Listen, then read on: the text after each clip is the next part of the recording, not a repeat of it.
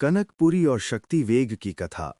प्राचीन समय में वर्धमान नगर में परोपकारी नामक एक न्यायप्रिय राजा राज करते थे।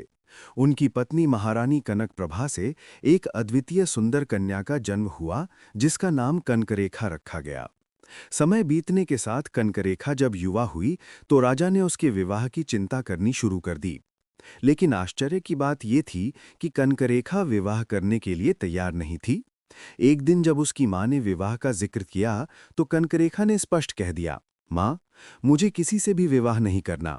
यदि तुमने मेरा विवाह कर दिया तो मुझे मरा ही समझो। जब राजा ने स्वयं उससे इस बारे में पूछा तो कनकरेखा ने एक अद्भुत शर्त रखी। वो बोली, पिताजी, यदि आप मेरा विवाह करना ही चाहते हैं तो जिस वीर ब्राह्मण या क्षत्रिय ने कनकपुरी नाम की नगरी देखी हो, उसी से मेरा विवाह करें, अन्यथा नहीं। राजा ने सोचा कि कम से कम कन्या ने तो विवाह करना स्वीकार कर लिया। उन्होंने पूरे राज्य में डुग्गी पिटवाकर घोषणा करवाई कि जिस किसी ने कनकपुरी नगरी देखी हो वह राज दरबार में आए। उसे राजकुमारी का हाथ और युवराज पद दोनों दिया जाएगा।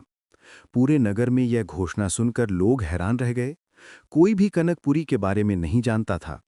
तभी नगर के एक युवक शक्तिदेव, जो जुए में अपना सब कुछ हार चुका था, ने ये अवसर देखा।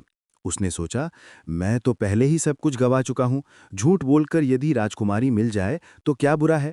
वैसे भी कनकपुरी किसी ने देखी नहीं है, तो मेरे झूठ का पता कैसे चलेगा। शक्तिदेव ने दरबार में जाकर दावा किया कि उसने कनकपुरी देखी है। राजा ने उसे कनकरेखा के पास भेजा। कनकरेखा ने उसे पूछा, सच सच बताओ, तुमने कनकपुरी वास्तव में देखी है? शक्तिदेव ने आत्मविश्वास से कहा, हाँ राजकुमारी, विद्यार्थी अवस्था में घूमते हुए मैंने वह नगरी देखी थी।